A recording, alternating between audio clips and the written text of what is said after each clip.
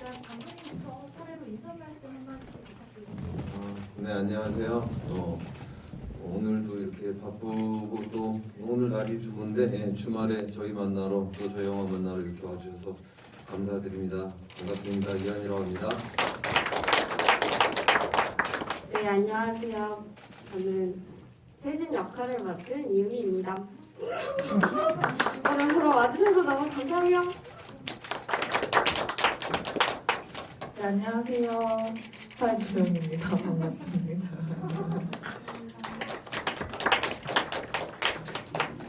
네, 일단 오늘 여러분 카카오톡 오픈 채팅방 열려 있는 거 아시죠? 검색 어른들은 몰라요. 검색하시거나 QR코드 이용해 주시면 되고요. 오늘 세 분께 궁금하신 점, 느낀 점 많이 남겨주시면 최대한 소개를 해드릴 거고요. 오늘 또 특별한 선물도 기다리고 있어서 끝까지 좀 기대를 해주시면 좋을 것 같습니다.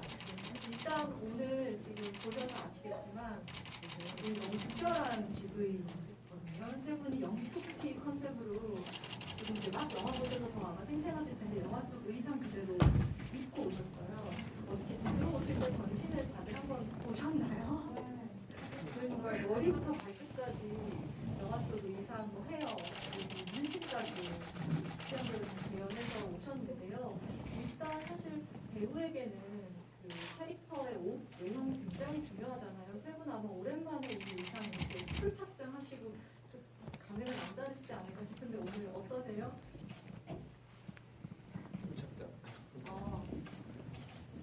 일단 이날만을 기다려왔고요.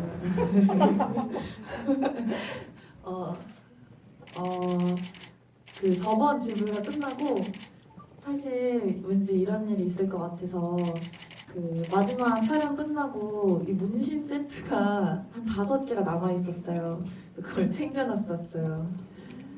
그래서 이제 그게 이제 본집에 있었는데 그걸 챙기러 가면서 한껏 들뜬 마음으로 오늘만을 기다리고 있었습니다. 근데 뭔가 의상을 입으니까 뭔가 자세부터 눈빛부터 뭔가 내가 이상해지고 있네요. 기분 좋습니다.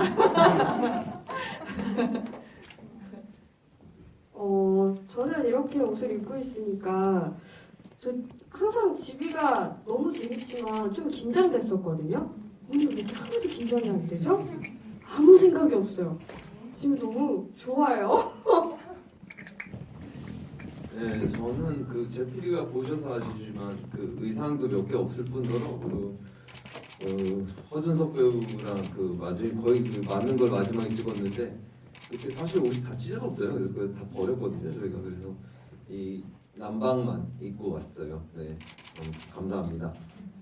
벌써 이제 끝나기 전에 기립으로 사진 찍는 시간 달라고 하시고 포토타임 가져주십사는 요청들이 있어서 마지막에 잠깐 가져볼까요? 네.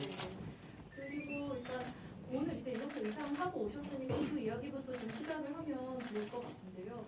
진짜 그 배우가 어떤 캐릭터의 외형을 갖춘다라는 것이 그 사람이 배워가는 거의 실질적인 가장 중요한 첫 관문이 아닐까 싶은데 입고 있는 옷부터 헤어스타일 혹은 구경경님은 한번 모질에 대해서도 언급을 해주신 적이 있고요.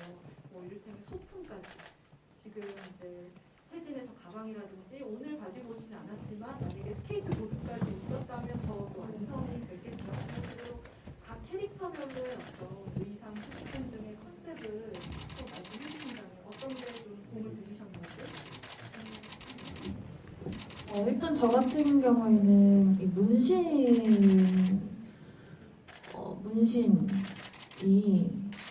좀 확실히 주영의 어떤 이미지적인 그런 주영이라는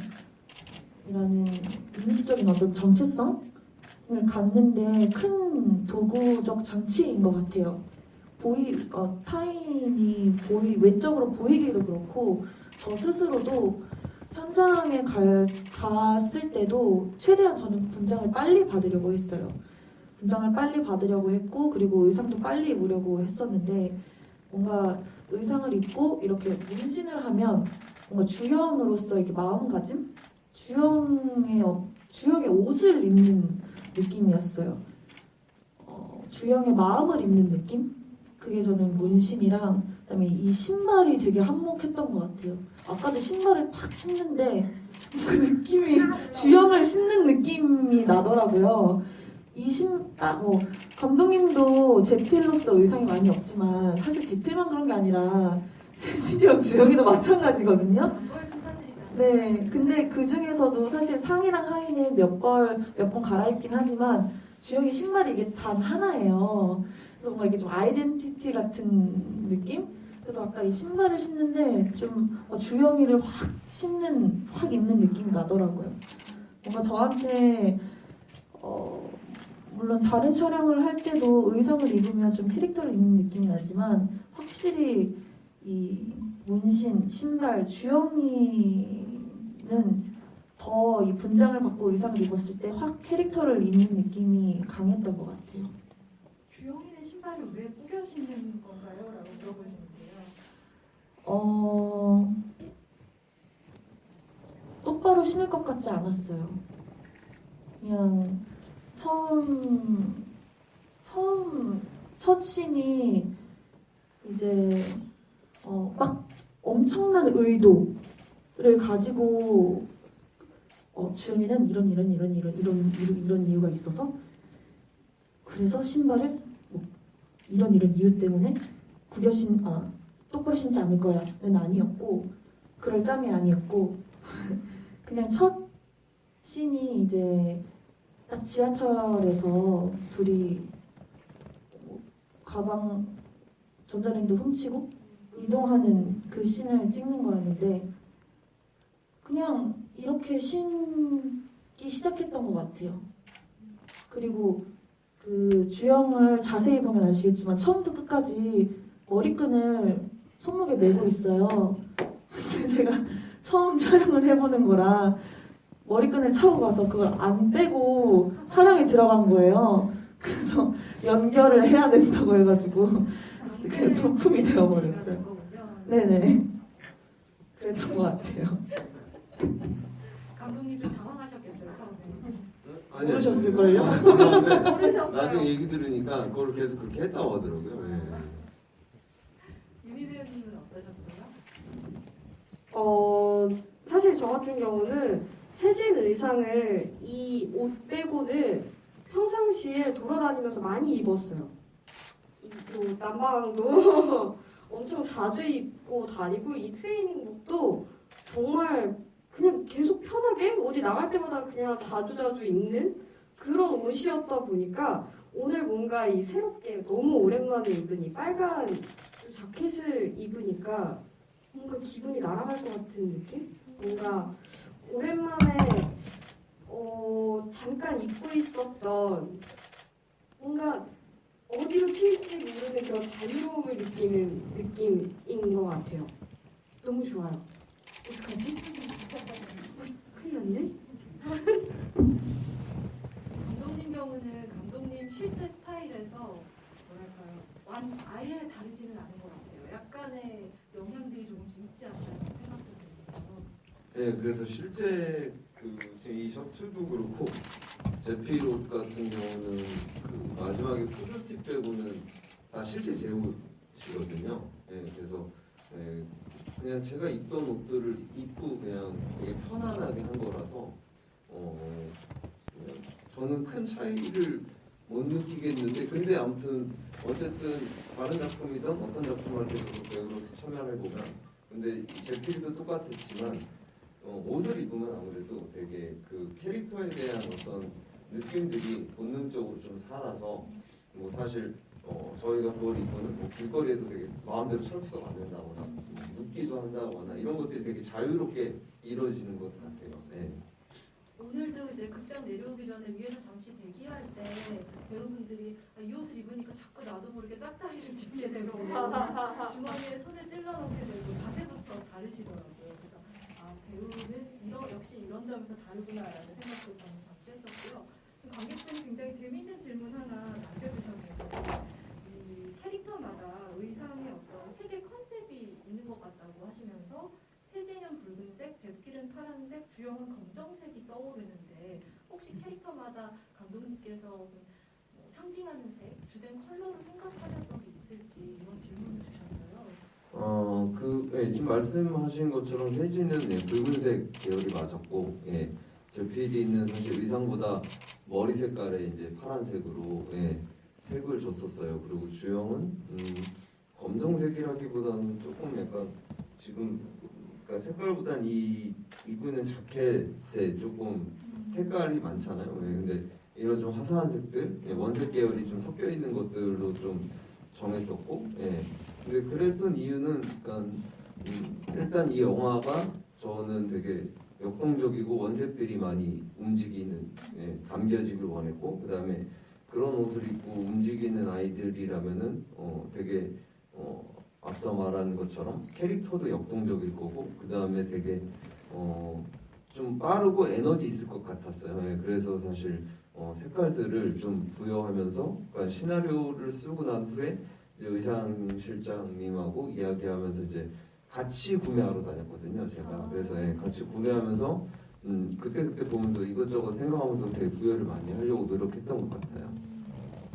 혜원 배우님 같은 경우는 지금은 이제 머릿결 너무 좋으신데요. 멀리서 봐도 작품 준비하시면서 일부러 이렇게 머리를 헤어를 방치하기도 하셨다고 하고, 또 제가 이제 이전에 혜원 배우님 인터뷰했을 때 들었던 굉장히 인상 깊은 이야기 중에 하나가 원래 손톱 물어뜯는 버릇이 조금 있으셨는데 그걸 활동하면서 고치려고 굉장히 노력하셨다가 주영을 만나고서 그 나쁜 습관을 다시 꺼냈다, 이런 이야기를 하셨어요.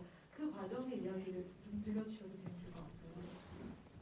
아무래도 보여지는, 잘 보여야 하는 어떤 직업을 꽤 오랫동안 하다 보니까 좀 머리결, 뭐 손톱 정리, 그러니까 정돈된 느낌이 제 몸에 배어 있더라고요.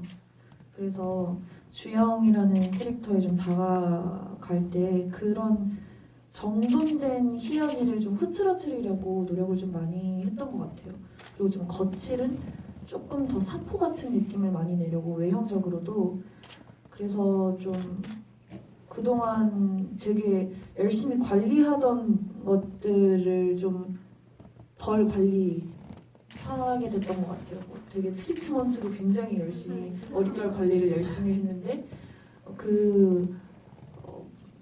촬영하면서 샴푸만 하고, 그리고 제가 좀 뭐 나 이 정도로 그랬구나라고 놀랐던 게 그 포스터를 보는데 뿌리가 이만큼 자라 있더라고요. 네, 뿌리 염색을 안 해서. 그런 것들이나 아니면 진짜 손톱 같은 경우에도 화면에는 잘 안 보이겠지만 좀 이렇게 뭔가 날 것 같은 느낌을 주고 싶어서 손톱을 안 뜯으려고 굉장히 노력을 했는데 좀 그 부분도 좀 고민을 해제하고, 그래서 유미가 막 사실 경찰서 씬 같은 경우에도 유미가 에이 뭐 지지 이러면서 그런 애드립도 막 하고 그랬었어요. 여러모로 자연인의 시간 어떤 의미에서는. 너무 자유롭고 너무 행복했습니다. 그리고 또 유미 배우님은 이제 아까 제가 잠시 언급하기도 했지만 영화에서 스케이트보드도 굉장히 중요한 이 인물의 어떤 의상에 가까울 정도로 중요한 소품이잖아요.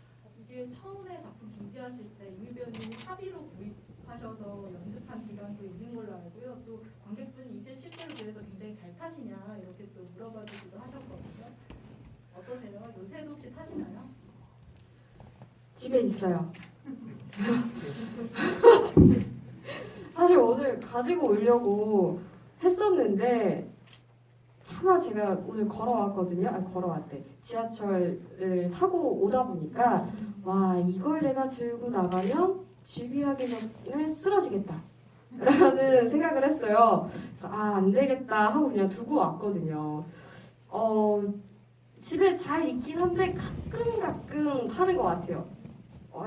뭔가 잘 탔으면 저도 좋겠는데 이게 계속 타다 안 타다 계속 이러니까 제자리 걸음도 아니고 조금씩 퇴화를 하더라고요. 뒷걸음질을.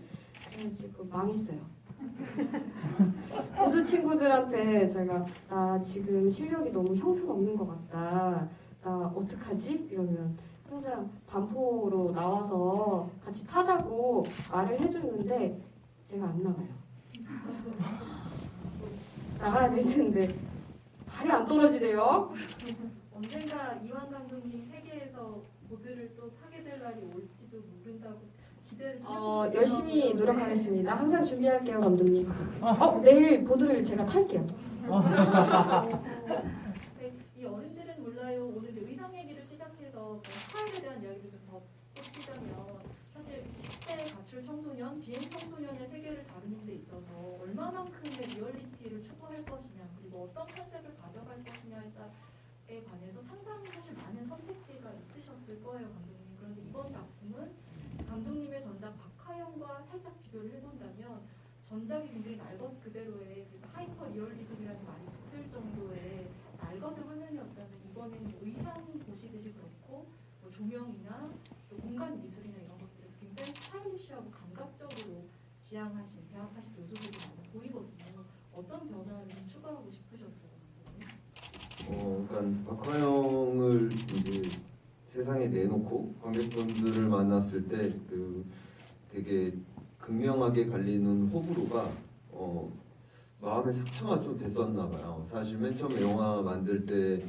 명필름 심 대표님하고 이 대표님 면접했을 때 관객들 다 나가라 이 마음을 만들었는데 예. 근데 이게 막상 부산영화제에서 관객분들이 한두 분씩 나가니까 되게 상처를 받았나 봐요. 저도 모르게. 그래서 이번 영화는 같은 10대를 다루지만 좀 되게 보편적인 영화를 만들고 싶다라는 생각을 되게 많이 했어요. 근데 보편적인 영화를 만든다고 만들었는데 이번에도 반응을 보니까 호불호가 역시 갈리고 있어서 사실 되게 이게 어떤 반응일까? 그리고 나는 도대체 어떤 생각을 갖고 있는지 제가 의심을 하게 되더라고요. 그래서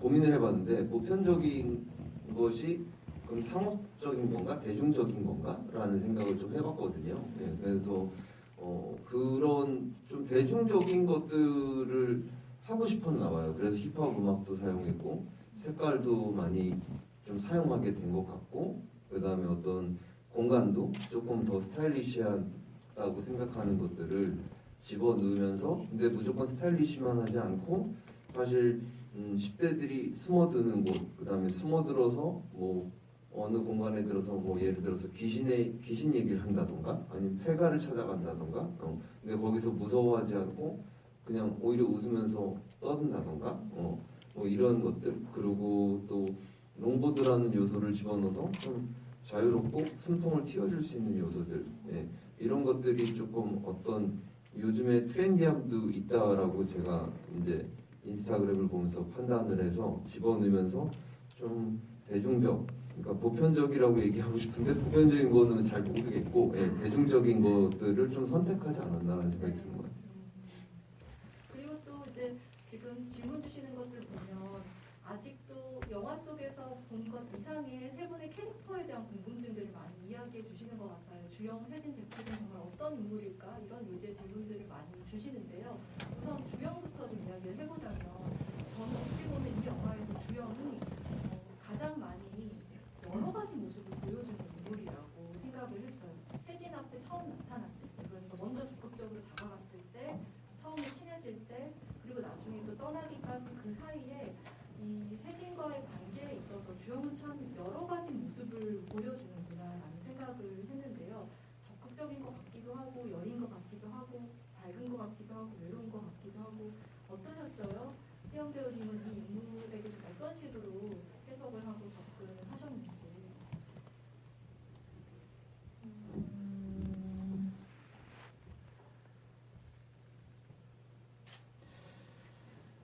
주영이라는 인물이 스스로에 대해서 잘 알지 못한다고 생각을 했던 것 같아요. 그래서 그게 조금 어려웠어요. 내가 아는 것. 그러니까 예를 들면 주영이가 처음 세진이한테 접근을 할 때도 주영이는 처음에는 뭔가 선한 동기로 접근을 한 건 아니었어요. 주영이가 아는 주영이의 동기는 이용하고자 하는 목적이 강했죠. 주영이는 돈이 필요했고 살아야 했고 그러려면 전자레인지를 털어야 했고 그러려면 함께할 누군가가 필요했고 근데 예를 들면 먹잇감을 포획하듯이 저 아이가 그 대상에 너무 적합해 보였고 내 말 돈이 필요해 보였고 구슬림이 적당해 보였고 근데 단지 그 목적만은 아니었을 것 같더라고요. 그리고 점점 그 세진이와 함께 이렇게 함께하는 시간들 속에서 주영이가 보여주는 모습들, 주영이가 하는 행동들이 좀 의식적인 동기와 이유와 그다음에 무의식적인 동기와 이유들이 좀 그러니까 안희연이라는 사람한테 되게 분리돼서 느껴졌고 그럴 때 어떤 것들을 선택을 해야 할지 되게 좀 고민이 많이 됐던 것 같아요. 그래서 이제 전사 워크숍도 했었고 근데 막상 현장에 가서는 그런 것들이 다 그런 어떤 많은 생각들이 좀 날아갔고 생각을 하지 않고 그냥 들어갔던 것 같아요. 그래서 되게 어렵네. 제가 무슨 얘기를 하고 있는 거죠? 직관적으로 좀 어. 해주고 계세요. 그래서 이제 사실 사람들이 주영이에 대해서 마지막 씬 같은 경우에도 마지막에 헤어지는 장면 같은 경우에도 왜 웃었어요? 세진이랑 헤어졌을 때 왜 웃었어요? 라고 물어보면 제가 대답을 하기가 너무 어려운 거예요. 어떤 의도 있이 웃었던 게 아니더라고요. 나는 이런 이유 때문에 이런 걸 보여주려고 웃은 게 아니었고 그냥 웃음이 나와서 웃었어요. 그러니까 힘들게 웃었어요. 세진이가 혹시 돌아볼까 봐. 그러니까 내가 그때 기억을 하는 건 세진이의 뒷모습 그리고 세진이의 눈 그런 식으로 연기를 했던 것 같아요. 그러니까 결론적으로 주영은 안희연이라는 사람이었고 주영이라는 캐릭터는 안희연이라는 사람이 만약에 그런 삶을 살았으면 안희연이라는 사람이 18살이었고 그런 삶을 살았으면 이런 상황에 놓였으면 했을 법한 행동들을 이렇게 영화에 담긴 모습인 것 같아요. 설명이 됐을지 모르겠어요. 어떠세요? 너무 어렵죠? 미안해요. 아니에요. 너무 잘 설명해 주신 것 같고요. 또 세진의 경우에는 세진에게 정말 중요한 또 다른 존재가 주영 말고 한 사람 더 있는데 그게 세정이잖아요. 신혜빛 배우가 연기한. 근데 저는 이 영화의 명장면 중에 하나가 그 중반부 조금 넘어서 등장하는 이제 동생과 세정과 팬이 다 같이 생활하는 무렵의 장면에서 굉장히 마음 아픈 대사가 나와요. 세진이 약에 취해서 정신이 없는 상태인데도 동생에게 너 짐이야. 정확한 대사가 뭐였죠? 유미 배우님이 한번 해주실까요? 힘들어? 앞으로 더 힘들어. 너도 집이야. 근데 이 영화 제목이 말하는 어른들은 모르는 이들의 마음, 이들의 세계를 좀 압축적으로 보여주는 대사처럼 느꼈었거든요. 그 장면 아마 유미 배우님도 연기하실 때 감정적으로 굉장히 진했던 장면이 아닐까 싶은데 어떻게 좀 기억되시는지 궁금해요. 사실 그 장면을 워크샵 할 때도 정말 많이 해봤던 신 중에 하나였어요. 어렵기도 했었고 그 마음이 느껴지긴 하는데 이 느껴지는 게 과연 맞을까에 대한 고민도 너무 많이 됐었고 그런 고민을 가지고 촬영을 할 때 저도 모르게 긴장을 너무 많이 했었어요. 너무 힘이 들어가고 잘해야 하는데 어떡하지? 라는 생각을 정말 많이 했었던 것 같아요. 근데 너무나도 감사하게도 감독님이 끝까지 기다려주셨고 그리고 다른 배우분들이 다 믿어주셨고 그리고 스태프분들이 다 응원해주셨던 것 같아요. 그러니까 이제 몸에 힘을 안 줄 수 있게 됐었던 것 같아요. 그래서 이렇게 연기를 쭉 하는데 뭔가 그런 느낌이었던 것 같아요. 뭔가 이 공간이 완전히 우리들만의 공간이 되는 느낌? 그런 느낌? 뭔가 분명히 요 옆이 아무데도 안 보이고 그냥 내 앞만 보이는 건 분명한 건데 이상하게 나를 보고 있는 제필이나 주영이나 신지나 그리고 안겨있는 세정이의 그 눈이 느껴지는 것만 같은 느낌이었었던 것 같아요. 그래서 계속 오래오래 생각이 남을 것 같아요. 처음에 감독님이 유미 배우님께 캐스팅 제의를 하실 때 제가 알고 있기로 전화하셔서 대뜸 너랑 닮은 동생 배우 찾았다 이렇게 말씀하셨다고 그때 그런 이야기 하신 적 있어요. 그만큼 영화에서 이 세진을 중심으로 세정과의 짝을 이루는 어떤 관계, 주영과의 짝을 이루는 관계, 그러니까 일종의 그런 시스터우드라고 해야 될까요? 그게 너무나 중요한 영화 같은데 감독님께는 처음에 어떤 세정이라는 인물을 찾는 것, 유미 배우와 짝지을 인물을 찾는 것이 어떤 의미였나요? 이 영화에서?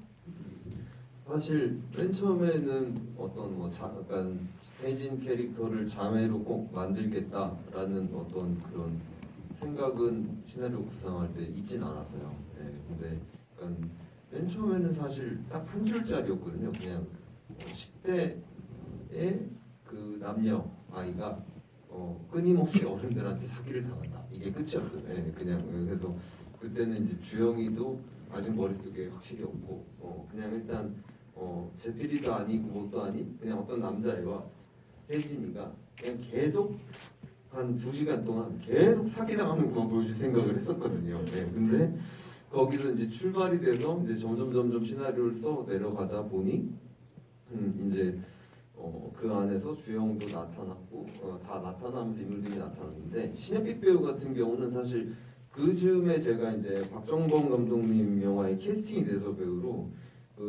지금 공개가 됐는데 이 세상에 없는이라는 영화를 제가 이제 출연을 해야 됐었어요. 근데 제가 나중에 이제 그 촬영이 밀리면서 저희 거랑 작품이 촬영이 비슷하게 시기가 겹쳐서 저는 촬영을 못했지만 거기서 신혜빛 배우를 만난 거거든요. 근데 이제 원래 신혜빛 배우가 박정범 감독님의 산다에 출연했을 때부터 보긴 했지만 실제로 만난 거는 이제 이 세상에 없는 현장에서 처음 만난 거였어요. 근데 그때 보고 좀 되게 놀랬죠. 그러니까 되게 유미 배우랑 느낌도 비슷하고 그리고 연기하는 것도 그때 리허설 할 때 봤는데 연기하는 것도 되게 대바라진 게 되게 비슷하구나라는 생각을 했었어요. 어린 나이인데 그래서 되게 재밌네라고 생각을 해서 그때 이제 그러면은 이 둘을 자매로 만들면 어떤 또 시너지가 날까를 생각해서 시나리오를 그래서 수정하기 시작한 거거든요. 예. 질문 주신 분 중에 열심히 질문 올려주시는 분 한 분 닉네임이 두 분이 계신데 제필굿 신교장의 골프채 계시네요. 신교장의 골프채 계신데 영화상에 보면 제필의 십자가 귀걸이 그리고 성모마리아상 교회 장면이 성당 장면이 등장하거나 혹은 불법 약장수로 기도하는 성모마리아 이런 것들 종교적인 약간의 심볼 이 영화에 깃들어 있는데 그것이 또 비주얼적으로도 강렬하기도 하고요. 어떤 의도가 있으셨을까요?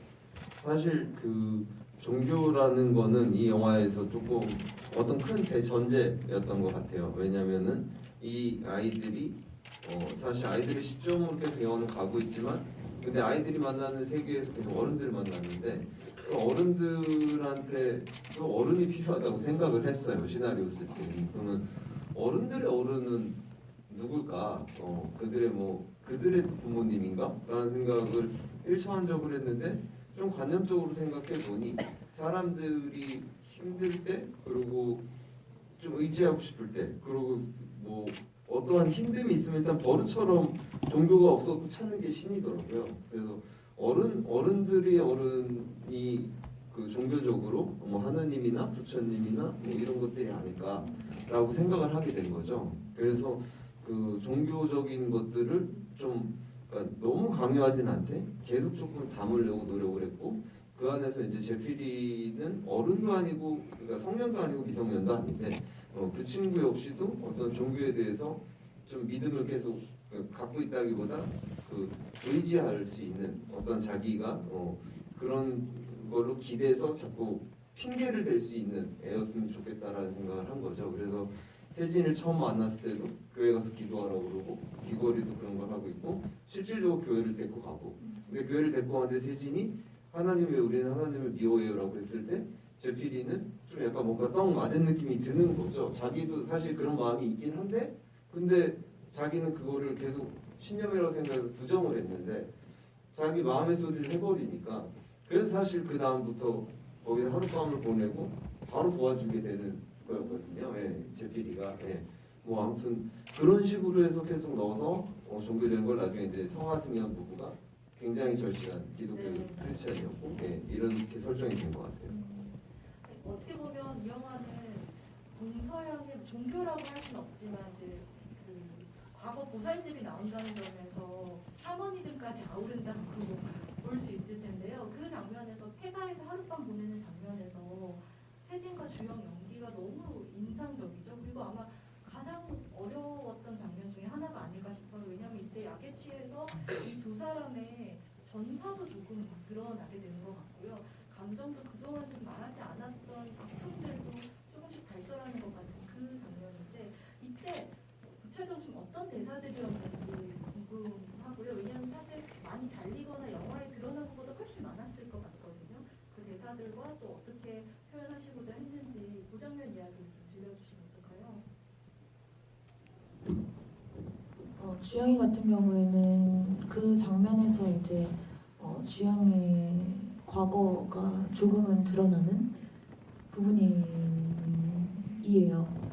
이제 주영이가 부모님과 엄마와 여름에 계곡에 놀러 갔는데 물에 빠졌고 그래서 아저씨들이 그 물을 던져줘서 가까스로 살아났는데 이제 엄마가 그때부터 너한테 물귀신이 들러붙어서 너가 이러는 거다.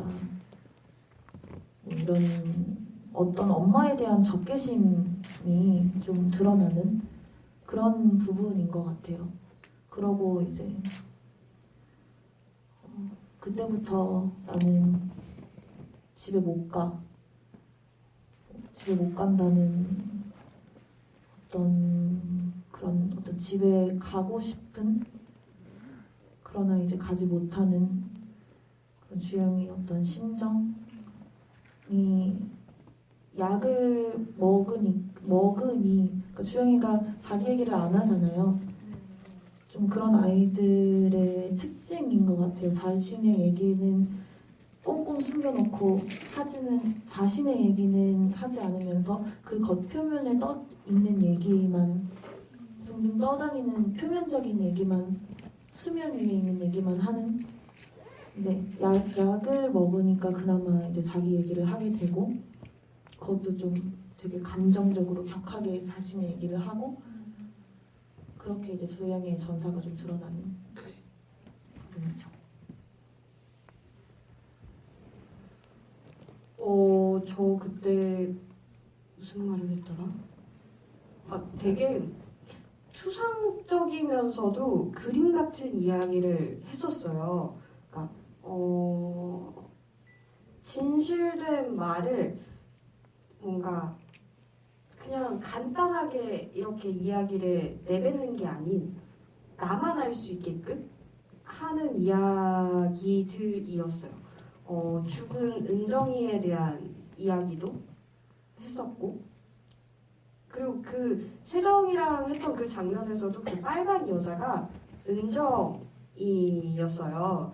근데 또 그 폐가에 가서도 은정이의 그 빨간 여자를 봤었고 그리고 또 세정이에게 어른에 대한 조심?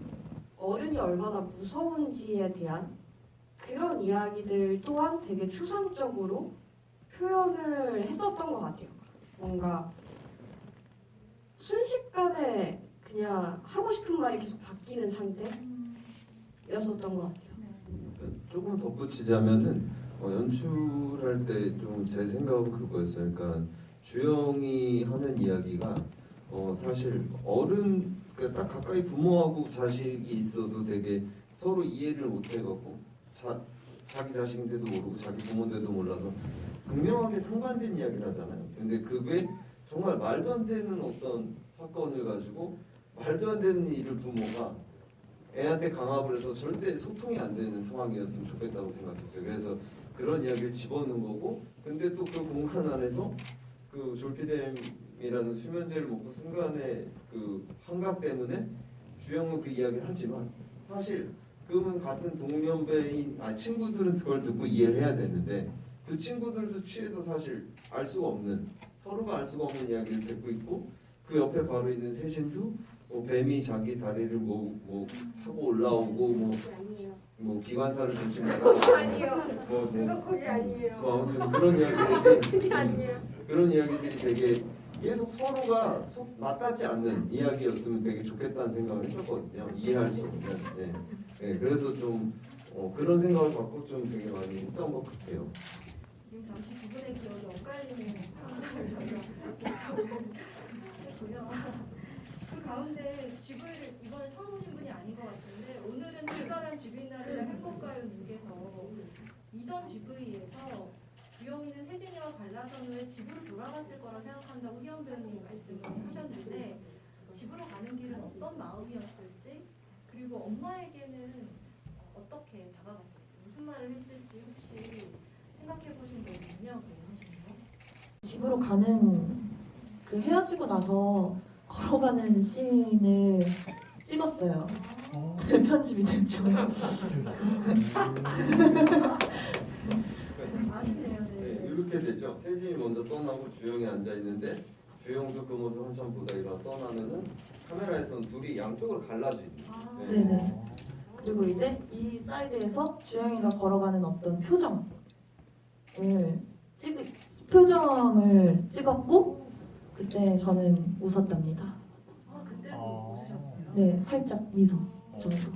그때도 방금 말씀하셨던 것처럼 어떤 의도가 아니라 저절로 나온 미소였어요? 네, 그냥 그러니까 화난 다들 머릿속에 떠오르시는 미소가 있을 거예요. 근데 화난 미소는 막 화난 미소는 아니고요. 그냥 어떤 다짐 같은 미소였어요 저한테는. 보지 못한 게 조금 아쉬워지네요. 네네. 그랬고 그다음에 이제 그 다음에는 그 다짐처럼 좀 물론 쉽진 않았겠죠. 그 모든 것들이 절대 이 영화처럼 주영이한테 그 앞으로의 삶도 우리 모두에게 그렇듯이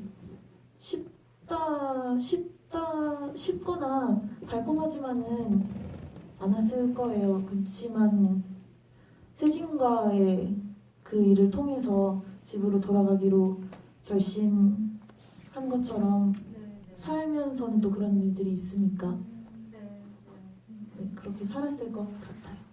세진은 어떻게 됐을까요? 아이를 잃고 새 삶을 시작한 것처럼 보이는데 혹시 유미 배우님은 그 이후의 세진의 삶에 대해서 어떻게 생각하셨어요? 혹은 바람이 있으시다면? 사실 제가 생각했던 이제 이 영화 이후의 세진이는 세정이라는 동생에게 세정이가 이제 짐이 아니라 내가 어떤 사람이든 나를 믿어줄 수 있는 사람이 얘였구나라는 걸 알았기 때문에 영화에서 봤던 그 모습보다는 좀 더 나은 삶을 살지 않았을까라는 생각을 하는 것 같아요. 뭔가 안 좋은 거 아무것도 바로 이제 안 해 이렇게 할 수는 없겠지만 그래도 소중한 사람을 알게 되었으니까, 이제 인정하게 되었으니까, 그래도 좀 더 나은 삶을 살지 않았을까라는 생각을 하면서 제 바램이기도 한 것 같아요. 왕격분께서 그 아까 얘기한 보살집 폐가 신에서는 다른 인물들에 비해 제필은 또 과거가 드러나지 않아서 더 궁금하셨다는 이야기를 해주셨고, 또 제필의 행방은 어쩌면 이 영화 말미에서 가장 묘연하고 더 알 수 없게 처리되어 있는데요. 감독님이 그리신 미래는 좀 어떤 모습이었어요? 어쨌든 제필이는 저는 뭐 그렇게 생각해요. 그러니까 약간 기능적인 캐릭터긴 해요. 근데 그러니까 아까 말씀드린 것처럼 성년도 미성년도 아닌 어떤 이제 갓 20살인 아이가 그러니까 되게 회색 분자 같은 거죠. 그래서 이쪽 편도 저쪽 편도 아닌데 자기 신념 때문에 아이들의 입장을 이해하려고, 그리고 자기가 갖고 있는 생각을 바탕으로 살아보려고 노력을 했는데, 어떠한 현실의 벽들로 인해서, 그러니까 어른들의 폭력, 그 다음에 어른들의 어떤 말과, 그 다음에 아이들도 역시 얘를 믿지 못하는 것들에 내몰리면서, 사실 이 친구는 기성세대로 넘어가 버린 세대가 되는 거거든요. 그냥 그러니까 어른이 된 거죠. 자기가 원망했던. 그래서 그렇기 때문에 뭐 거창하거나 뭐 이게 아니라, 사실 우리가 보는, 그리고 제가 이 영화를 쓰면서 어른들은 몰라요라는 제목을 쓴 것처럼 되게 그냥 아이들을 못 믿었고, 그 다음에 못 믿었게 보고, 그 다음에 아이들에 대해서 이제 무관심하게 됐고, 그런 되게 평범한 어른으로 살았을 것 같아요. 너무 아쉽지만 저희가 슬슬 마무리할 시간이 되어가지고요. 그러면 감독님, 배우님 이제 마지막으로 끝인사 한마디씩 해주시고 마무리할까요? 네, 오늘도 다시 한번 저희 영화 만나러 와주셔서 감사드리고요. 저희 이제 오늘 이번 주가 이제 2주차인데 저도 되게 긴장을 좀 하고 있어요. 왜냐면은 2주차부터 이제 계속 힘이 빠지지 않고 영화가 계속 좀 힘을 내서 오래오래 가야 하는데, 네, 여러분들이 지금까지 지지해주고 지켜주신 것처럼 저희도 더 최선을 다할 테니까 많이 더 지켜봐 주시고 응원 부탁드리겠습니다. 감사합니다.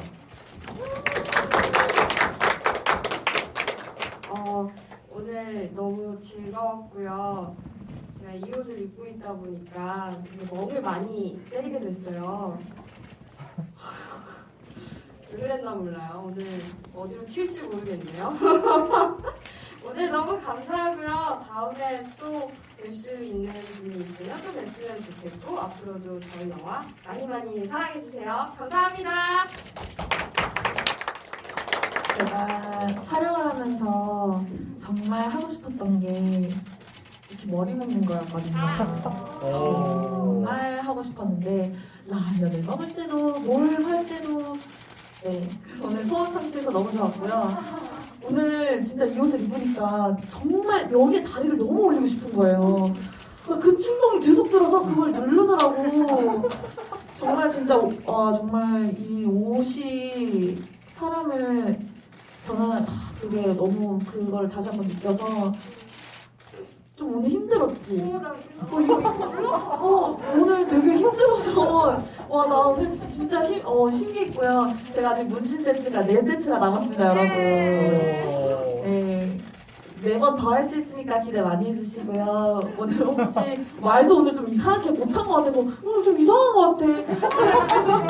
네, 오늘 하여튼 와주셔서 너무 감사드리고 또 좋은 추억 많이 만들어요. 감사합니다.